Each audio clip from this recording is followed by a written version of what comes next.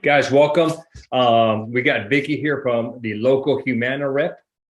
And one of the questions that we get from a lot of agents out there is when they run into people that are veterans, TRICARE for Life, and Chant VA. And so sometimes there's confusion. They don't know what to do. There's always a lot of uncertainty on that, and this, especially when we're dealing with VA. So maybe we can I'll let you do your thing there, Vicki. But to me, veterans are the easiest to deal with. The ones that have just VA alone, and then maybe we can tackle we'll tackle TRICARE and Chant VA. All right, thank you. I'm gonna try to share my screen if I can with you guys. So give me just a second here. If you don't, I think I'll see if you've got screen access. You should. Let's see. Yeah, I think I am. So let me see here. Share. Oops, hitting the wrong button there. Sorry. Share right there. There you go. Here. All right, perfect. You guys probably can start seeing that. All right, perfect. So today we'll talk about VA healthcare. I'll touch a little bit on the TRICARE for Life as well, if you need me to, Louis. I know we try to break this up in two different presentations because we have a lot of people that want to confuse the two. They think VA healthcare, TRICARE, and Chant VA is all the same, but that's not the case. So we'll go with, first of all, we're talking about VA healthcare because VA healthcare is the easiest part. It's the one that doesn't, interfere with any of the things and things like that with them to do their enrollment. So we'll start with VA healthcare and Medicare. The first page right here is just some online resource page. I'll be happy to send the link and things like that to you, Lois, if you want to share it with your team. But, Humana does have some online sources. They can go out there with the Facebook page. There's some information on ignitewithhumana.com about the veterans and things like that. So I know we all have our story, right? So you probably have, if you're a veteran, I do want to thank you guys for your service. If you have family members that are veterans, but I know many of you have, just like myself. So we will definitely want to thank them for the service as well. So my dad is on the top right there. He was in the U.S. Army. He was in the Korean War and things like that. And below that, I also have two brothers that also serve. I have one that served in the Navy and another one that also served in the U.S. Army as well. So right here's my dad. Like I said, he served active duty and career war. They have a lot of impact, when they do come back from the service and things like that. So that's where you guys come in to see what we can make sure the things that we're doing is in the best, interest for our members and things like that. So you just want to make sure whatever we do, remember your grandma, your grandpa, or your brother, your sister, your aunt, your uncle, whoever may be out there served or have served in the military, treat these veterans as if they're your family. And we want to make sure the choices that you make for them is definitely going to be in their best interest as well.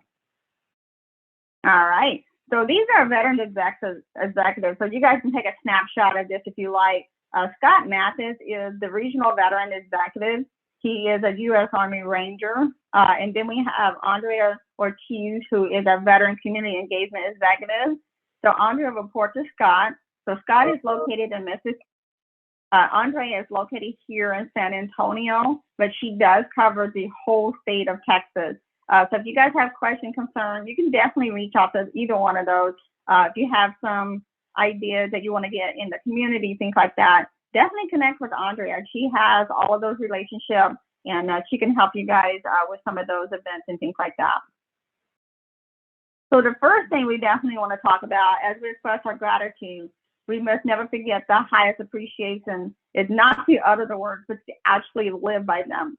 So I know a lot of the agents, you're kind of like scared when you're out there and you're meeting the veterans, you're not sure what to say to them and things like that. And that's understandably. So we're going to help teach you a little bit about the VA healthcare and how that works and how that may give another option, or maybe it doesn't work right. So we want to make sure that we're giving all the information to you as an agent. So when you're meeting with veterans, you can definitely feel confident in the things that you're going to explain, talk to them and explain to them as well. So first of all, I just want to talk about our national sponsorship a little bit. So I know Humana has a lot of sponsorship going on. So if you see right here in 2011, Humana became the sponsorship of the EVV. So that is contribute over $1 million, and that was founded in 2007 to provide alternative education program for a veteran that were returning home back from Iraq and Afghanistan. So when they were returning back home, it's kind of like the unemployment rate was so high when they were coming back. It was hard for a lot of those veterans to find, jobs and things like that. So know that, we had started the sponsorship with them and partnered with them to help our veterans.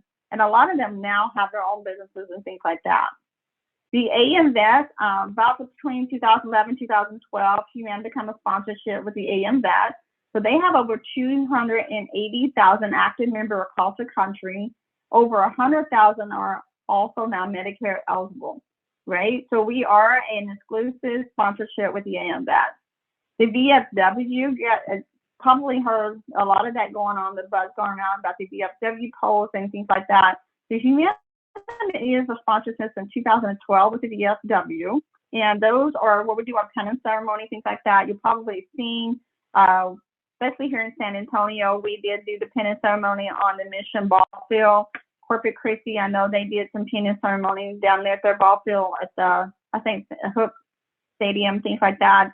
So we do a lot of those. If you guys know a lot of veterans that are, especially Vietnam veterans, things like that, and you want to do a group that probably have not been welcomed home, let us know, because that's one of the things we would want to let these military members know, hey, we welcome them. A lot of them was spit upon, they were called baby killers, things like that. So just know that we are trying to welcome everybody home for that. And then you look at the 2017, we become sponsorship with the Rolling Thunder. That's that Memorial Day weekend, where they have all the motorcycle ride and things like that. So know that we're a part of that as well. And then you'll see in 2018, you have all of the Vietnam War commemoration and things like that, in partnership with that as well. Want to make sure that they know that we're still here for them as well. And if you see the DAV, that also became a partnership in 2020 with the Disabled American Veterans. So we are the national exclusive Medicare Advantage sponsorship for the AM Vet, the VFW, and the DAV. So let's talk about, why do we ask, are you a veteran? That's very important. So we're going to talk about that. We're going to talk about the VA healthcare in general, the VA healthcare, Medicare Advantage, and capturing veteran status, and why that's important to you as an agent, in addition to, Humana, and why do we want to know that? So if you take a look at these questions, you guys can really do a snapshot of this, when you're out there, you're talking to your veterans that are out there, why are you a veteran? Finding out the questions, during your fact find and warm up is a very good opportunity to help you with your needs and knowledge and determine what you can do to help the veterans, right? So it's very important. So when you get a yes response, first, we always want to offer our gratitude, right? We want to thank them for their services and things like that. And, just to get them comfortable, there's also some more follow-up questions here. As an agent, you can also expand on. So if you ask, what branch do you serve, right? They want to talk about what branch they serve in. What do you do in the service? Where were you stationed, right? And are you a member of the VFW, the VF Auxiliary, the American Legion, AM DAV, or any other organization? You're going to come across a lot of veterans who don't think that they're not a VFW member or any of the other organizations because they don't feel worthy. And you're going to let them know, if they have served, they have earned that right.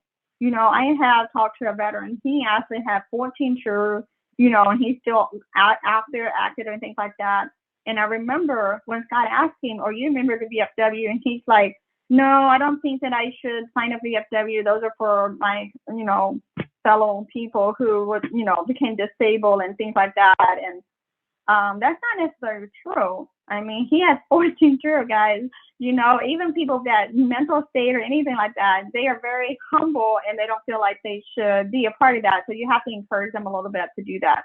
And I think when they do, and this guy did finally go and sign up for the VFW, they realize they get to mingle and meet other veterans, and that really helps them as well. All righty. So on here, if you think about, creating a country to serve veterans, you have over 9 million veterans that are over the age of 65, right? That are 65 and older. If you include their spouses, that number goes up to 14 million. So about 20%, which is 1 in 5 beneficiaries, is a veteran or at least have a spouse of a veteran. And maybe a lot of those veterans overlook the military healthcare benefits because they have VA healthcare, or maybe they haven't even applied, don't know that they even can get VA healthcare, and they don't know that they can use the VA healthcare in addition to other coverage.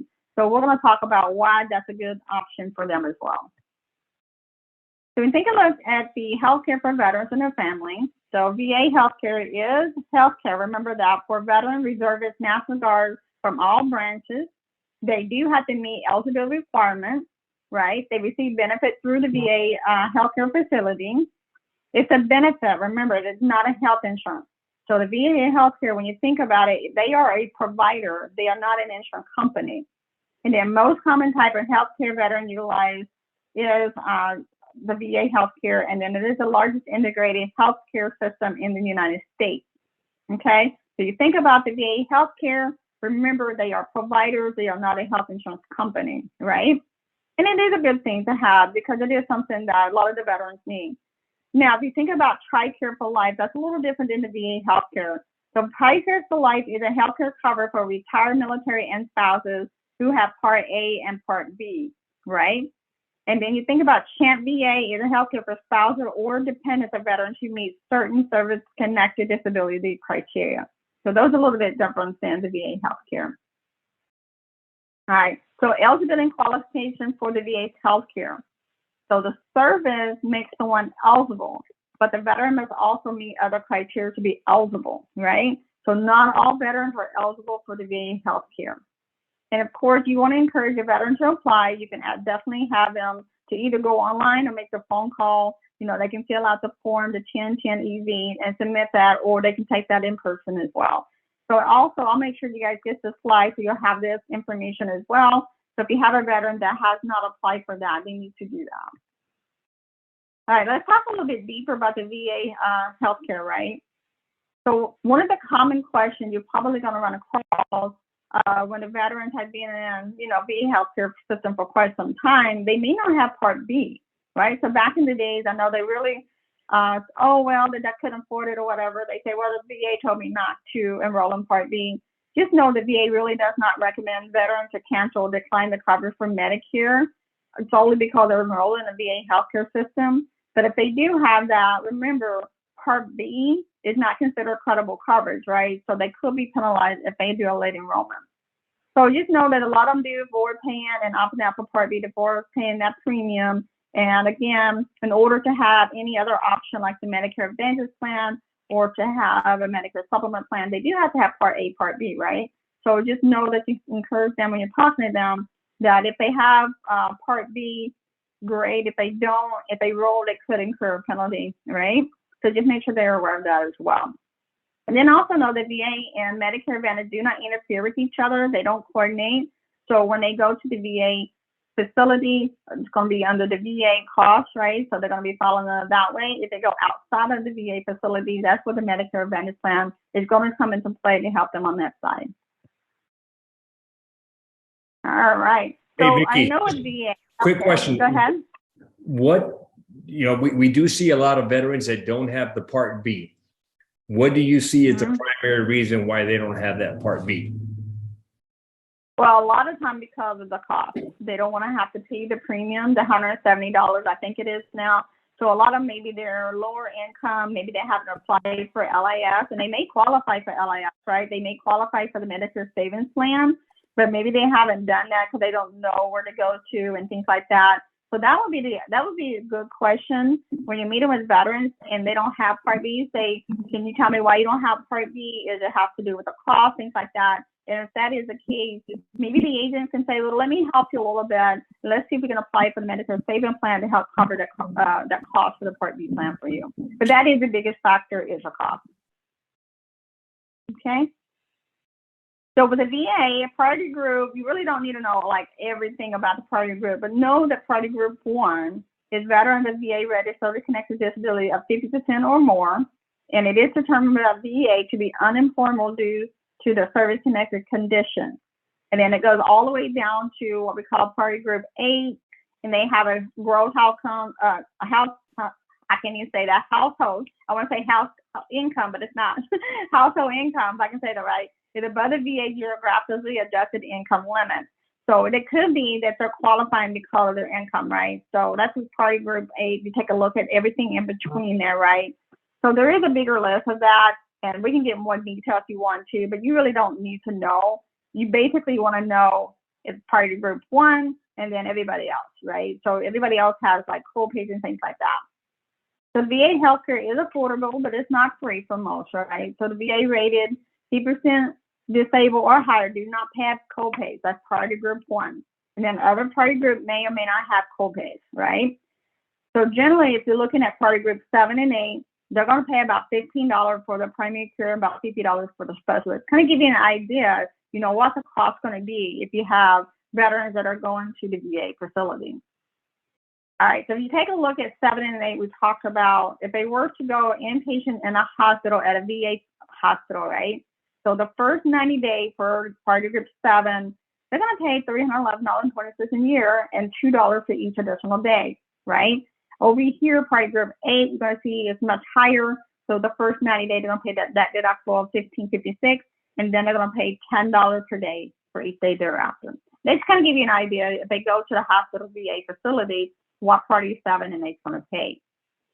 Now, if you take a look at the VA prescription, right? So if they have a cost, they got the tier 1, the tier 2, the 3. You're going to see that here. Roughly, they pay about $15 for a 90-day supply or less for tier 1, which is your preferred generic. For tier 2, it's $24 for 90 days or less supply for non-preferred generic and some over-the-counter medication for certain veterans. And tier 3, they're going to pay about $33 for 90 days or less supply for the name brand, right? And remember, again, party group 1 does not pay for medication either, right? So they don't pay for any prescriptions. And then veteran party group 2 to 8, they are limited to the $700 max out of pocket. So I know sometimes people will say, well, why not put them on a Medicare Advantage plan that has drug coverage so we can do the mail order for 90 days for tier 1 and tier 2 at zero cost. That may be an option for them. However, remember, look at the medication and see how much medication they're actually taken. Because if they take enough, that retail cost of the drug could get them in the coverage gap with the Medicare Advantage plan that has the drug coverage or standalone PDP. When if they go and get the prescription through the VA healthcare, remember they're not going to pay more than $700 for the total for the year, right? So they're capped out at $700. They don't hit the coverage gap. So make sure you do your due diligence before you put them on the MAPD or the standalone PDP. All right. And because the VA and Medicare does not coordinate benefits, the veteran can use the MA plan outside of the VA as another option for, you know, where they want to get service and things like that done. All right, so what about non-VA prescription? So what if they go to a private doctor outside of VA and they have an MA only, right? And they want to get that prescription filled with VA. So the VA may not fill or rewrite prescription prescribed by a private physician. So if they are seeing a non-VA provider and want a prescription filled by the VA, then the following must apply, right? First of all, they have to be enrolled into the VA healthcare, obviously. And then they have to have the primary care provider assigned by the VA, and the member must give the VA provider their record from the non-VA provider, and then the VA provider must agree with the medication prescribed. And normally you don't have a lot of problem if it's just common drugs, things like that, you know, maybe with cholesterol, high blood pressure, those types of things. But if you have something a little bit stronger, some kind of narcotic drug, pain medication, things like that, they're probably going to want to go ahead and say, hey, we want you to see our physician before we fill that drug. So it could be very simple. They could go ahead and cover it, no questions asked, just bring all the files in and things like that. Or it could be something that, hey, we want to make sure that we're on the same page as a private doctor. We'd like you to come in and see our specialist as well. And they may have to do that as well.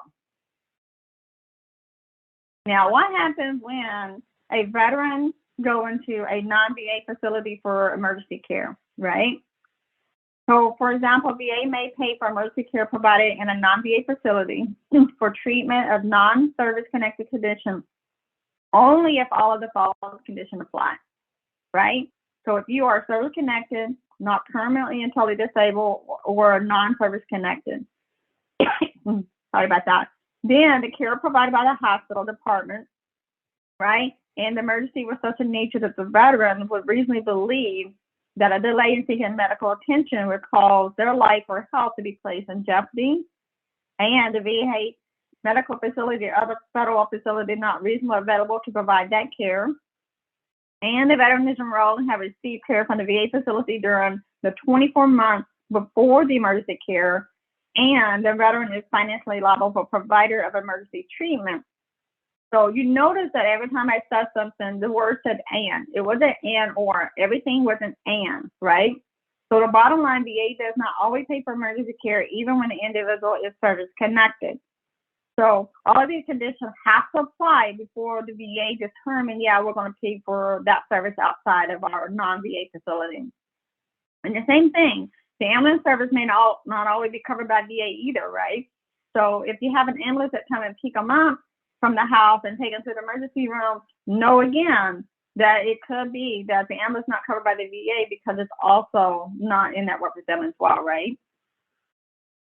All right. So talk And about. Vicki, I think isn't that the biggest, one of the biggest things is emergency care. They're thinking that, oh, just take me to the VA, and they just, that's not going to happen. They're going to take them to the nearest medical facility. Yeah, most likely, because they maybe feel like they're having a heart attack, something like that. They take them to the nearest facility. You're absolutely right, Louis. And what happened? They get in there and find out it is in congestion. They weren't having a heart attack, so now it's not considered an emergency. Even though they thought it was, and VA, all of those things doesn't apply, then yes, they could deny that for sure. So agents, that's one good thing for you guys to know and to highlight when you're talking to these veterans. They're thinking, oh, I'll just go to the VA. Well, not if you're in a car wreck or an ambulance comes pick you up. They're not going to just take you there because you're requesting. Mm-hmm. Absolutely, great point.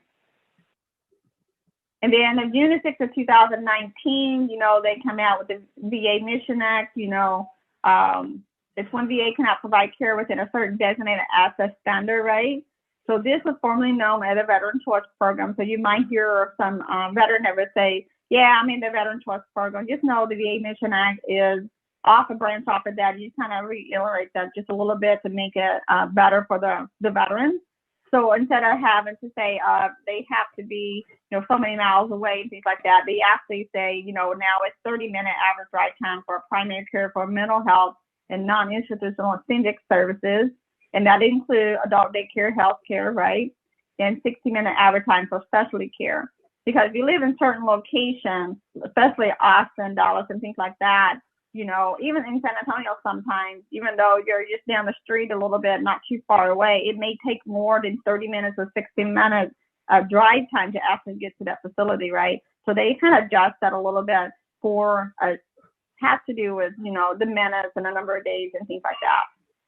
Now, for an appointment wait for a specific VA medical facility to access standards are 20 days for primary, mental health, and non-institutional extended care, unless the veteran agrees to a later date in the consultation with the VA healthcare provider, or 28 days for specialty care from the date of request, unless the veteran agrees to a later date.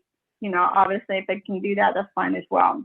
So eligible veterans are able to access urgent facilities that are in the VA contracted network. Remember, it's still a contracted network. They can't just go anywhere they want, right? Some prescription written by the urgent care provider may be filled at the contracted pharmacy. So they're all still staying in network when they're going out there and they're going to, these certain providers that are out there and contracted that's in the network for the VA, for the Mission Act also. So still, it could limit them, choices and things like that. So let's take a look at the VA healthcare. Let's look at the advantages of having VA healthcare and the challenges that they have, right? It is a good thing for them to have, right? So it is helping the people that can't, afford to have healthcare and things like that. So understand the unique consideration and circumstance of the veteran population. It does help people who need help the most per financial status or disability, right? It is affordable and can have VA and other coverage, such as Medicare Advantage, MAPD, or MA only. So the challenges that they have, it's not available to all veterans. So VA healthcare is not available for everybody, right? It does have access to facility, may often require a lot of travel, things like that. Many of the physicians choose private practice rather than working through the VA. So the provider may not be have the latest, integration and things like that, latest equipment and things like that, or think the way, the newer providers that are coming in They have new ideas and things like that. So they may be working positions that's been in a role for a long time. They have a certain way that they do things, and it may not necessarily be up to date, right?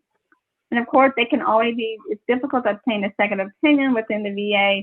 So when they have, they may say, hey, this is what it is, and the person asks for a second opinion, they're normally going to have to go outside of VA to get that. All right, so let's talk about VA healthcare and Medicare Advantage. Let's take a look at our, main takeaway from the VA healthcare.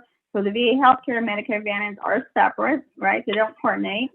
So VA healthcare does not bill Medicare Advantage, and the Medicare does not bill VA, completely separate. Having a Medicare Advantage will not disrupt veteran coverage, so it's not going to interfere with anything. The VA healthcare is credible covered under Part D, right, as in dog, but not medical Part B as in boy. The veteran can have VA healthcare and a Medicare Advantage plan, and the two drug coverage, if it's an MAPD, won't coordinate or interfere with each other. They are separate. So what that means, if you were to put somebody on MAPD and they're getting prescriptions through our MAPD, they are subject to the plan. So they will have the coverage gap. They will have the, all of that cost that come along with a regular Medicare Advantage plan. Whereas the VA healthcare, they're maxed out at $700, right? Don't forget that. So if you have an MAPD, they're trying to get all the prescriptions through the Medicare Advantage plan. Know that they are going to be following the rules. They're going to have the coverage gap, and they're not going to get, that protection they have with the VA healthcare at the $700 cap, right? Any questions on that part so far? One question that I get quite a bit is if they're enrolled in an MAPD, they can get their meds at a civilian pharmacy, and they're subject to the co-pays and the stages under their MAPD, but they could still get their meds at the VA. If they agree with it. So what says that? Okay. They can, right? Yeah, if they're getting the prescription, if it's prescribed by the VA, obviously they're going to agree with it. But if they get in that other medication through a private provider and they're trying to fill it, then it could be filled at the VA. It depends if they agree with it. Okay, got it. Okay. All right, good deal. So over here, why enroll into a Medicare Advantage plan? Okay, so they have to obtain, we talk about the emergency service not provided by the non-VA providers, right? So if they were to go into the emergency room, and I know this has actually happened quite a bit, I have family members that are going to the VA and then they think that something's going on, they take them directly to the emergency room. It's not always necessarily going to be covered by the VA. All right, so that's another reason why I have this in your back pocket, is to have that second coverage, right? Otherwise, fall back to original Medicare, and you guys know how expensive that would be if you only had original Medicare to go to a hospital, right? So you guys know that.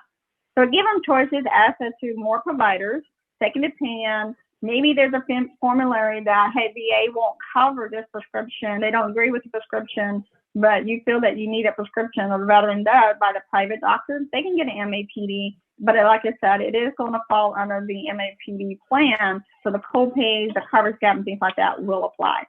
All right. They also have potential for saving opportunity, right? All the extra. So they're going to, our honor plan, give them $50 back. So they have a $50 every month back into their Part B. They get dental, they get vision, they get all the extras, all the pluses. So we'll go over that in just a moment. But that's probably one of the biggest things, the veteran wants is, I don't have dental coverage, I don't have hearing aid coverage because it's not service connected, the VA only pays for things that are service connected. So if they get hearing aids, if it's through the service connected, yeah, they'll pay for it. If it's not, then they won't. So just know that there's a lot of reasons why they might want a Medicare Advantage plan, right? So on a plan, like I said, we have is a zero premium. It gives them a $50 back. They keep it in their back pocket. It's there if they need it, right? So they don't have to pay for anything. Matter of fact, they actually get money back.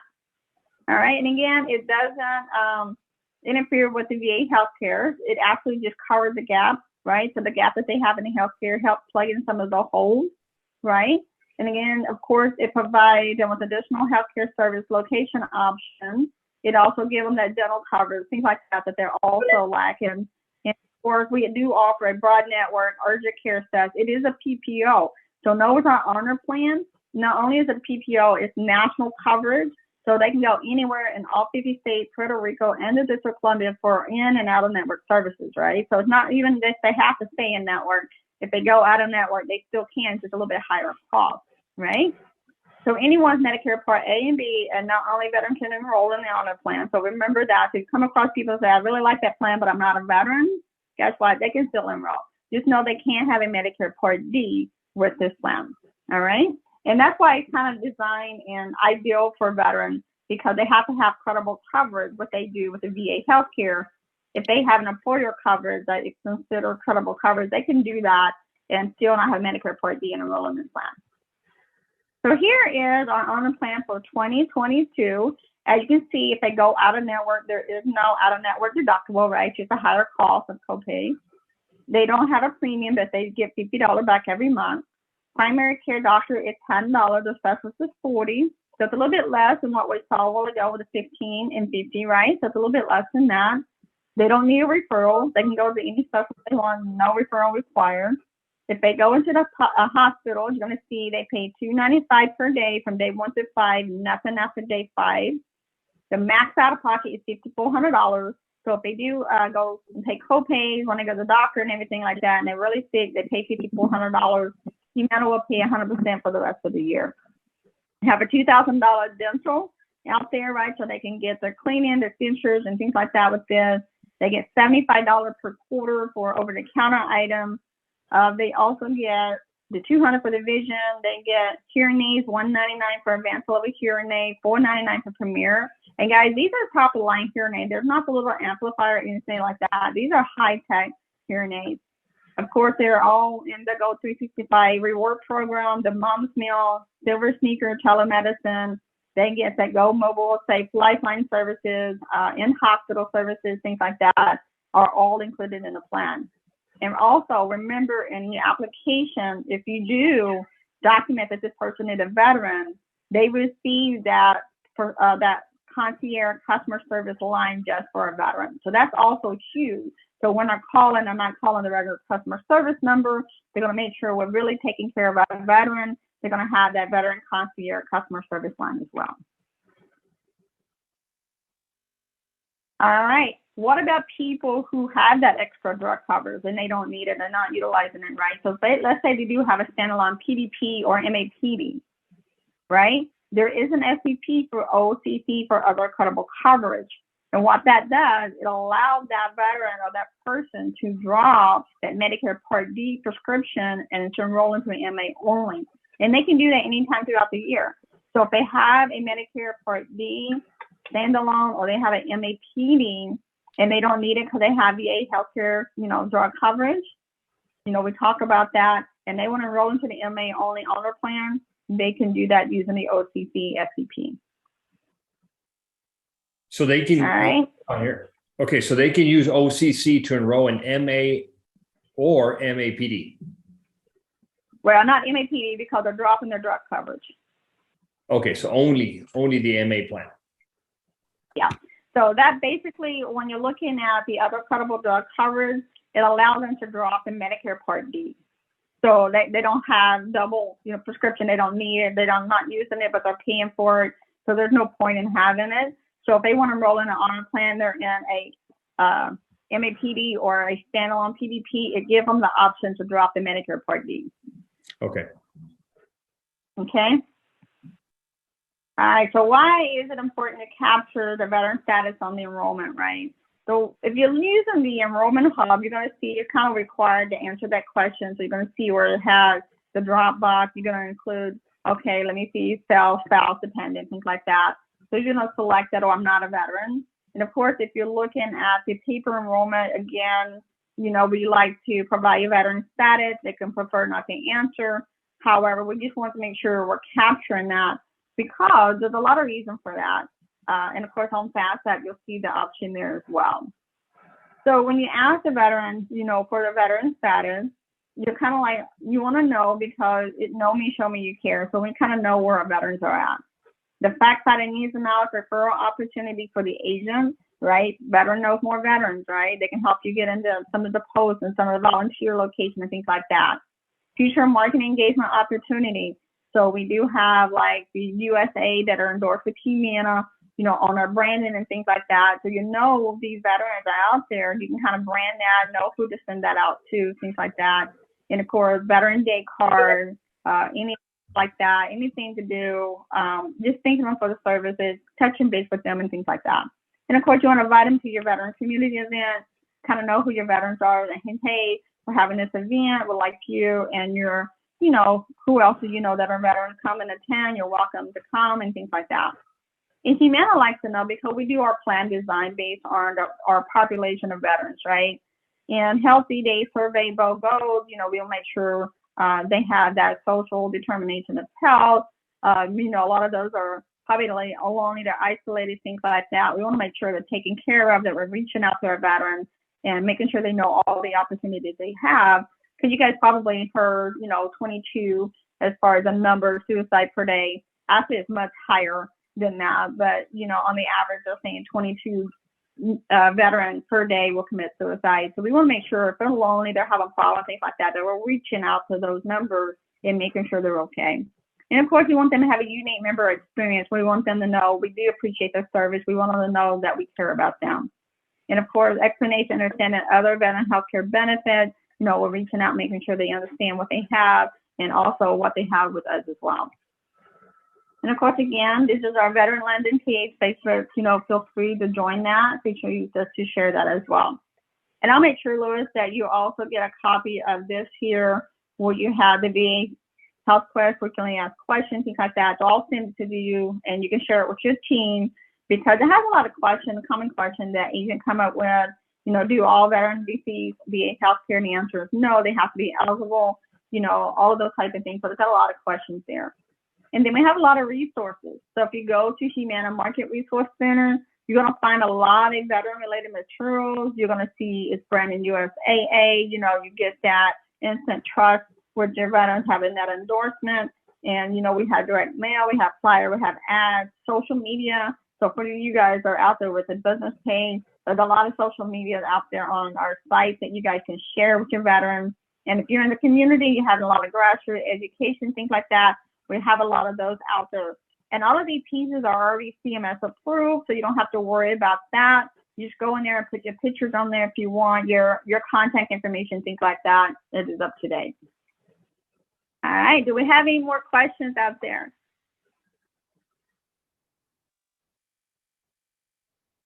I see that Louis got up for a moment. Do you know if anybody has questions?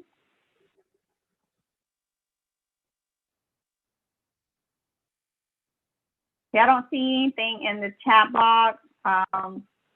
Definitely. I'll stop sharing for just a moment. I'll put my information back up there. So if you guys do want to call me and contact me, you guys will be able to do that.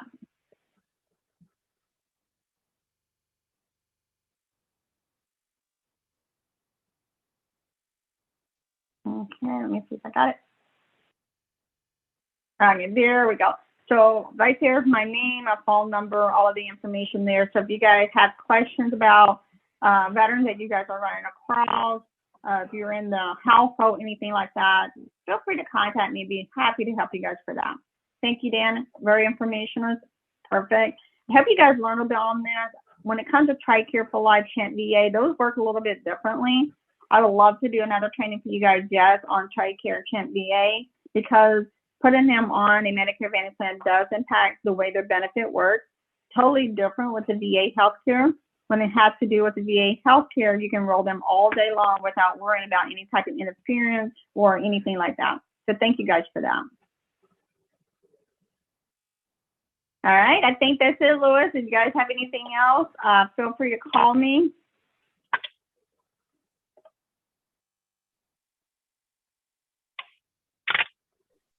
Okay. Do you have a question? I was just trying to follow up because with the Humana plan, I was wondering if she said, I know you have to have like the Part B, but did she say that if they don't have Part B, they can still enroll in there? No, they can't. You have to have A and B to get in. Okay, so mainly we're going to focus just on the VA TRICARE and Chat VA. You want to save that for another time, maybe next week? Yeah. Okay, guys. I'll look at my schedule and we can connect on what days I have available for you. Okay. Okay, got it. And guys, agents, I will tell you, one of the big things on veterans that I've seen, and usually when I meet them and they're asking, well, why would I want to have this? I go to the VA for everything. I don't really need it. Having that MA plan with all the additional benefits and also the ability for emergency care when you're not going to have that option to go to the VA is huge, guys. So you got to make sure that you're stressing those selling points. Any other good selling points out there, Vicki, that these agents can utilize when they're doing the honors plan? Yeah, absolutely. So the honor plan, remember, it doesn't cost them anything. They get extra $50 a month. So even if they never use the plan the whole year because they want to go to VA healthcare, that's okay. They don't need a plan. It's just there as a back pocket. And they're still getting that money, $50 reduction every year in Social Security, so they're saving money there. They may only want to use the dental vision benefits, OTC, catalog, things like that. They probably just want to, that's okay too. Just know that it's there. So in case they decided they needed a second opinion, or let's say they do go to the emergency room like we talked about and VA refused to pay, then they can always fall back on the Medicare Advantage plan. It doesn't have a lot of protection for them. Just let them know. You can just put this in your back pocket. If you need it, great. If you don't, that's great too. So either way, just make sure that they understand they're not cost them anything. They're actually getting $50 a month. Got it. Not bad. Guys, you all unmute yourselves if you all have any questions for her. I think we're good. I don't see any in the chat. I think you run into a veteran, 100%, no doubt. You definitely want to write them. Don't think about it. Put them into an MA only plan. I think it's a great option, and it really takes care of our veterans when they go get some civilian care. All right, so we are good to go. So Vicki, I'll hook up with you guys, and for the rest of you guys that are on here, we will post the meeting for TRICARE for Life and Champ VA. Okay, Vicki, thank you. I appreciate your time. Appreciate you. Bye now. All right, bye-bye. All right, guys, if you like what you saw, here's what I'd like for you to do. I've got some extra videos here for you to watch, and if you would, click here so that you can subscribe to our channel and make sure you hit the little bell icon so you can get updates like these in the future.